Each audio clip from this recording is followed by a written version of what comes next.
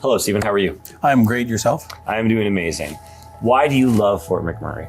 I like the upbeat attitude and atmosphere of the town. You know, just the dynamics, how it's always changing. When did you end up moving to Fort McMurray? I came to Fort McMurray about 15 years ago. Cooperators needed somebody to take over the office. So I said, well, okay, I'll come up for a week. And what made you stay longer? Well, then I went home for a week, and I came from a little small community, Evansburg, and we had 2 phone lines, and you know, you're lucky to get 1 or 2 people a week coming in the office. Where up here we had 12 phone lines, and it was just crazy. Yeah. And I love the excitement. I like the challenge. So I came back up for another week and never left. What do you do for fun? Well, I do live out on Gregoire Lake, so I'm on the lake quite a bit. We're on the water, camping, even just going to Mac Island, and a lot of the different events that are put on.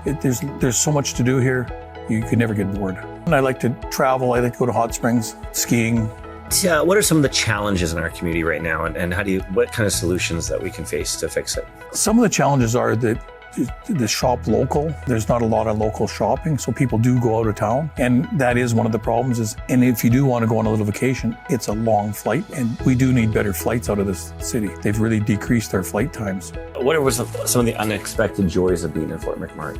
I think the people and the dynamics and just the whole community and how diverse they are and all the different cultures. It is quite interesting to get to talk to some of the different people and their cultures. How did you get into your business? Because the main thing that you're really focusing on lately is life insurance, RRSPs, tax-free savings account, and investments. What got you into that? Well, years ago, I was working at a mill, making good money, but you know, you never had a plan and always struggling. So I got in part-time doing life and wealth products. Did so well, I liked it. So that I started pursuing other areas where I could actually add in more insurance products, so I could be a one place for business for people. And once you start helping people and see how they can succeed, it's a really good feeling. Why should somebody have life insurance?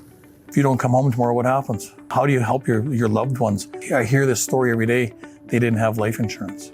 Now you've got to have a GoFundMe page and try to beg people to help pay for a funeral that's $30,000. There's no wages coming in. You got kids. Who's going to look after these kids? I think it's so important that everybody has some type of life insurance, whether it's term or whole life. How does life insurance work? In a nutshell, you're gambling, you're going to die, and the insurance company's gambling, you're going to live. So if something should happen, if you've been paying these premiums, the insurance company will pay out whatever the policy value is.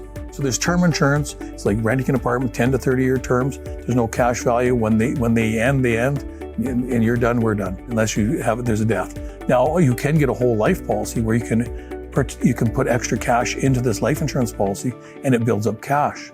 Now, depending on how big the policy is and how much cash you put in it, to how big it grows. Of course, the more you put into it, the bigger it's going to grow.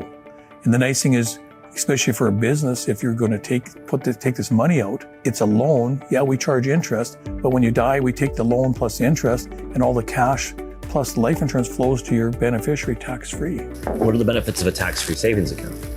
Just how it says, tax-free savings account. So you're allowed $101,000 if you were 18 on 2009 and up, because you don't ever lose the room. It could make $50,000 in dividends or whatever you have it in, and you can take it all out and there's no taxes payable. Or if you have it in a normal savings account at the bank, you've got to declare that income. What are some of the things that you see people doing that they shouldn't be doing in regards to planning ahead to save for their futures? They're not planning, period. There is no plan.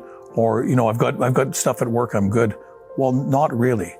Everybody needs a plan. It's funny, I have a tape measure. You know, how long do we have to work? The longer I have to work with you, the earlier you start, the less you have to contribute. The older you start, the more you have to contribute, and now you've got to really struggle to try to get those funds in there. So I find most people don't plan, or they're scared to. They don't want to know. So we do offer that. You know, we do a financial plan up. Are you on target to retire or not? I always recommend you should have life insurance. If you're self-employed, what if you can't work tomorrow? What happens? So there's so many different products, but at the end of the day, we have to put a fence around that, but you also have to eat and be able to live too. You can't be insurance poor. So we try to design something that works for you, that is going to protect you and your family. That's the most important, because if you don't come home tomorrow or you get sick, what happens? You must have been in the insurance business, see how important insurance is in general if it's like home insurance, car insurance, life insurance. Does that give you joy when you manage to protect people and help people? I was here for the 2016 fires, $256 million in claims just from my office. Wow. Over 100 houses burned to the ground. We came in and we made it better. All my clients are very happy. I had one lady who was so upset, and I said, well, unfortunately, I can't give you back everything, but we're going to do our best. We're going to give you a brand new house. We're going to give you all brand new furniture, all brand new contents, the best we can to what you had at the time of the fire. So it was very rewarding because it was devastating. My hair rises. Just thinking about it, I still get PTSD from the fires. I was involved in it too, watched it going down the road. So to be able to help people, and I have delivered death checks, and it's a sad day, but you know, the family can breathe a little bit because you'll never replace that person, but at least you have that little bit of income now going, okay, that's one thing off your back. What age should people start investing, if you could recommend it? 18, the sooner the better. If you want to retire at 55 and you're 18, well, I've got lots to work with. All of a sudden you're 40 and you want to retire at 55. Well, I've got 15 years.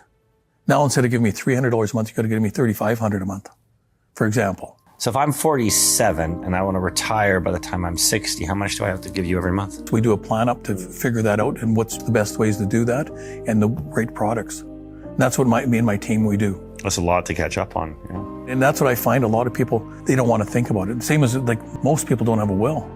Now what happens? Everybody should have a will, and you can get them online. And you know, I recommend going to a lawyer, but it depends what you want to do. In Alberta, you can write it on a napkin and it's legal. Making sure you got some life insurance, disability, you know, some kind of coverage. Start a good savings plan. The tax-free savings account, it's free money, and an RSP. And depending if you're a business owner, like I said, there's other options for business owners. My final question is would you recommend people move to Fort McMurray, and why? Yes, it's a very vibrant, family-oriented community. There's so much here for family to do. There's everything you can get in the city. We have the schools, the grocery stores, all the activities for the kids to do, from hockey to Mac Island. There's golf courses, baseball, soccer in the summer. Lots for families to do, and a very family-oriented community. Thank you.